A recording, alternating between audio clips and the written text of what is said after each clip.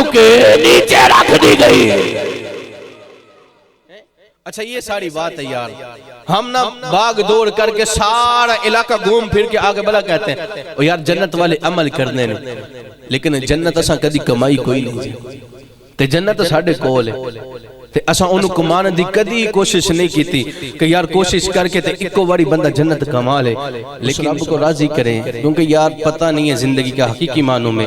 کل میں سفر کر کے واپس آ رہا تھا شہر گجرانوالہ سے، تو بقسمت بمشکل ہماری گاڑی جو ہے نا لگتے لگتے اللہ کی کرنی سے بڑی مشکل سے ہماری گاڑی جو ہے نا بچی، اور تقریباً 100 کے قریب مسافر تھے ہمارے والی گاڑی میں۔ تو میں کل سے یہی سوچ رہا تھا کہ یار پتہ نہیں کون سا ایسا وقت یا گھڑی آ جائے کہ میں ابھی سانس لے رہا ہوں اور اس کے بعد لوگ کہیں کہ محروم سب چلے گئے۔ یہ وقت لقب لگتے پتہ نہیں چلتا، اب لقب لگتا ہے کہ جی فلانا فلانا فلانا صاحب، کوئی جناب چودھری کہہ کے بلا رہا ہے، کچھ کہہ کے بلا رہا ہے، کوئی علامہ کوئی حافظ کہہ کے بلا رہا ہے، لیکن ایک پل لگے گا، ایک ساتھ لگے گی اور لوگ یہ کہنا شروع کر دیں گے جناب مرحوم صاحب بڑے اچھے تھے۔ یہ کام تھا، یعنی کہ 2 منٹ چند سیکنڈ لگتے ہیں یار، زندگی پلٹا کھاتے ہوئے پتہ نہیں چلتا۔ لیکن کیا ہے، میں آپ اس دنیا میں شاید بھول میں بیٹھے ہیں کہ پتہ نہیں یار کتنی زندگی گزارنی ہے۔ صحیح بات ہے، ہم لوگ بزرگوں کو دیکھ کے کہتے ہیں نا کہ ان کی سفید داڑھی ہوگی تو شاید ہماری بھی سفید ہونے تک ہمیں مہلت ملے گی، نہ بابا کوئی پتہ نہیں ہے یار۔ حقیقی معنوں کے اندر زندگی ایسے بندے کی اتنی جلدی بے وفائی کر جاتی ہے، اتنی جلدی کوئی اور بندہ بے وفائی نہیں کرتا۔ تو کوشش کیا کرو کہ چھوٹی سی زندگی ہے، نارمل دن ہے، وقت اتنا قلیل نہیں ہے جناب۔ ہم کہتے ہیں کہ بڑا وقت ہے، لیکن میں کہنا چاہتا ہوں قسم خدا کی صرف میرا تیرا وقت وہی ہے کہ جو میری سانس باہر آ گئی ہے، جو اندر جا رہی ہے، پتہ نہیں یہ اندر گئی ہے باہر آئی ہے، اس کو دوبارہ اندر آنے کا پلٹنے کا موقع ملے یا نہ ملے۔ تو کوشش کرو میرے دوستو، میرے بزرگوں، میرے بھائیوں کہ ہم اس زندگی کو نہ رب تعالیٰ کی رضا کے کاموں میں گزار لیں۔ آج کا ہمارا جو جمعہ مبارک کا موضوع ہے یہ بھی کچھ اسی طرح سے ریلیٹیو موضوع ہے، تو کوشش کیجئے گا کہ آج کے جمعہ کے موضوع سے نا ہم کچھ نہ کچھ حاصل کر کے جائیں، ہمیں اس کا کچھ نہ کچھ بینیفٹ ملے کہ میں اور آپ جب اٹھیں تو ہمیں پتہ چلے کہ یار واقعی کچھ ہم نے زندگی میں بدلاؤ لے کے آنا ہے۔ خالق کائنات قرآن مجید فرقان حمید میں ارشاد فرماتا ہے وَقَضَىٰ رَبُّكَ أَن لَّا تَعْبُدُوا إِلَّا إِيَّاهُ وَبِالْوَالِدَيْنِ إِحْسَانًا۔ یہ بات سمجھئے گا، اللہ فرماتا ہے وَقَضَىٰ رَبُّكَ أَن لَّا تَعْبُدُوا إِلَّا إِيَّاهُ وَبِالْوَالِدَيْنِ إِحْسَانًا۔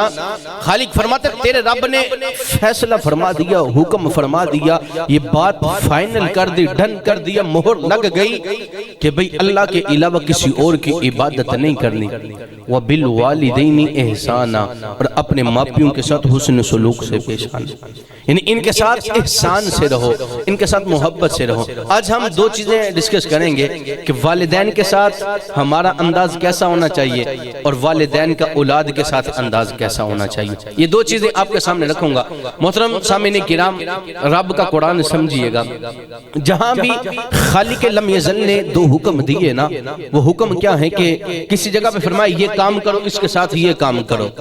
جیسے کہ اس آیت کریمہ میں رب کریم فرماتا ہے لا تعبدوا الا اياه وبالوالدين احسانا، اللہ کی عبادت کرنی، کسی اور کی عبادت نہیں کرنی، وبالوالدین احسانا، اور والدین کے ساتھ حسن سلوک سے پیش آنا۔ یہ 2 حکم ایک آیت میں آئے تو قرآن کا اسلوب یہ ہے، قرآن کا منشا یہ ہے، قرآن کا طریقہ یہ ہے، اور فصاحت کا عالم یہ ہے کہ اگر 2 چیزوں کا حکم ایک ساتھ آ جائے نا، 2 چیزوں کا حکم ایک ساتھ آ جائے، ایک بندہ کرے دوسری چھوڑ دے تو دونوں قبول نہیں ہوتی۔ پہلی کی دوسری چھوڑ دی، دونوں قبول نہیں ہے، دوسری کی پہلی کو چھوڑ دیا، قبول دونوں نہیں ہے۔ یعنی 2 حکم ایک ساتھ آ جائیں تو بندہ اس وقت یہ سمجھ جانا چاہیے کہ اگر دونوں پورے نہ کیے تو قبول پہلے والے بھی نہیں ہوگی۔ مقصد یہ ہے کہ اگر میں نے اور آپ نے ساری زندگی عبادت خدا بندی تو بجا لائی لیکن والدین کو راضی نہ کیا، بخشش پھر بھی نہیں ہے، فرمایا ساری عمر والدین کو راضی کرتا رہا لیکن رب کی عبادت نہ کی، بخشش پھر بھی نہیں ہے، تو منشا کیا ہے؟ فرمایا والدین کو راضی کر، رب کی عبادت کرتا جا، رب تجھے بخش بھی دے گا، اپنی رضا کا مجدہ بھی عطا فرما دے۔ یہ بات ہے یارو سارے. اب احباب اللہ کرے کہ پڑھنے کی طرف موڑ جائیے ماشاءاللہ. اب احباب کے سامنے کچھ طالب علم بیٹھے ہیں آگے کہ جو قال رسول اللہ تعالی اور قال اللہ تبارک و تعالی پڑھنے والے ہیں. یہ بھی آئندہ درجوں میں پڑھیں گے نا جلالین تفسیر یا دوسری, تو اس کے اندر واضح طور پہ لکھا ہے کہ ایک حکم مان لیا دوسرا نہ مانو قبول نہیں ہوگا. تو اب میں نے آپ نے خود فیصلہ کرنا ہے کہ یار میں اور آپ کہاں تک اس بات کو لے کے چلیں گے اور کہاں تک ہم نے اس معاملات کو چلنا ہے لے کے, کہاں تک ہم نے رب تعالیٰ کی عبادت کرنی ہے, کہاں تک والدین کے ساتھ اس نے سلوک سے پیش آنا ہے. میرے نبی کریم علیہ السلام نے ارشاد فرمایا تیرے والدین, توجہ رکھیے گا یہ حدیث بڑی سمجھنے والی ہے. سرکار فرماتے ہیں تیرے والدین تیرے لیے جنت بھی ہیں, تیرے والدین تیرے لیے جہنم بھی ہیں. تیرے والدین تیرے لیے جنت بھی ہیں, تیرے لیے جہنم بھی ہیں. اچھا بڑا مشکل ہوتا ہے کہ ایک ہی چیز ہو اور اس کو دو معنی میں استعمال کیا جائے, کیونکہ جو ضدیں ہوتی ہیں نا ضدات یہ کبھی جمع نہیں ہو سکتے, یعنی مشکل اور آسان کبھی اکٹھے نہیں ہو سکتے, کوڑا اور کڑوا اور میٹھا کبھی اکٹھے نہیں ہو سکتے, اندھیرا اور روشنی کبھی اکٹھے نہیں ہو سکتے, ضدات جمع نہیں ہوتی. لیکن یہ الفاظ سمجھے گا حدیث کے, سرکار فرماتے ہیں کہ یہی تیرے والدین تیرے لیے جنت بھی ہے, اور فرمایا یہی تیرے والدین تیرے لیے جہنم بھی ہیں. صحابہ نے عرض کی قربان جائیے آقا آپ کی ذات پہ, لیکن بات کیسے ہے کہ جنت بھی یہی جہنم بھی یہی. فرمایا اگر ناراض کرے گا تو یہ تیرے لیے جہنم بن جائیں گے, لیکن اگر راضی کرے گا تو رب تجھے اعلیٰ جنت کا محل عطا فرمائے گا. تو یارو ہم اس چیز کو دیکھ کے چلیں کہ ہم نے کون سے معاملات کرنے ہیں, ہم نے کس چیز کے پیچھے چلنا ہے, ہم نے کس کو لے کے چلنا ہے. کیونکہ میرے نبی کریم علیہ السلام کے پاس نا فتح مکہ پہ ایک صحابی آئے اور آ کے عرض کی یا رسول اللہ صلی اللہ علیہ وسلم میں نے قسم کھائی تھی کہ اگر مکہ فتح ہو گیا نا تو میں جنت کی چوکھٹ بھی چوموں گا, جنت کے دروازے کو بھی چوموں گا. سوال بڑا مشکل ہے, پڑھنے والوں آپ جانتے ہوں گے کہ جنت ساتوں آسمانوں سے اوپر ہے, ساتوں آسمانوں سے نیچے کوئی نہیں ہے جنت. تو بندہ زمین پہ کھڑا ہو کے پہلی زمین پہ کھڑا ہو کے پہلا آسمان دنیا نظر آ رہا ہے, بقیہ نہیں, اور اس تک بھی جا نہیں سکتا, اعراج نہیں کر سکتا. کہتا ہے کہ میں جنت کی چوکھٹ کی قسم کھا بیٹھا ہوں. سرکار نے فرمایا پھر عرض کی یا رسول اللہ اب کیا کروں, قسم تو کھا لی ہے اب اس کو پورا بھی کرنا ہے. کریم مدنی علیہ السلام نے فرمایا اور تیری ماں زندہ ہے؟ جی ہاں یا رسول اللہ ماں زندہ ہے. فرمایا جہاں ذرا ماں کے قدم چوم کے آ.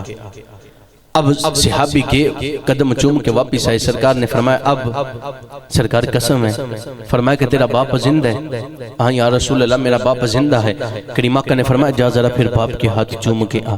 وہ صحابی رسول جاتا ہے اور باپ کے ہاتھ چوم کے آتا ہے اور آ کے عرض کرتا ہے کہ یا رسول اللہ میں نے تو قسم کھائی تھی, میری قسم کا کیا بنے گا, میری قسم ابھی بھی باقی رہتی ہے, آقا اس کا کیا معاملہ بنے گا. تو سنو میرے نبی کے الفاظ, کریم مدنی علیہ السلام فرماتے ہیں وہ رحمت للعالمین بن کے آنے والے, وہ غریبوں کا سہارا بن کے آنے والے, وہ یتیموں کا سہارا بن کے آنے والے, وہ میرے تیرے نبی بن کے آنے والے, وہ سید الانبیاء بن کے آنے والے, وہ تمام نبیوں کے امام بن کے آنے والے.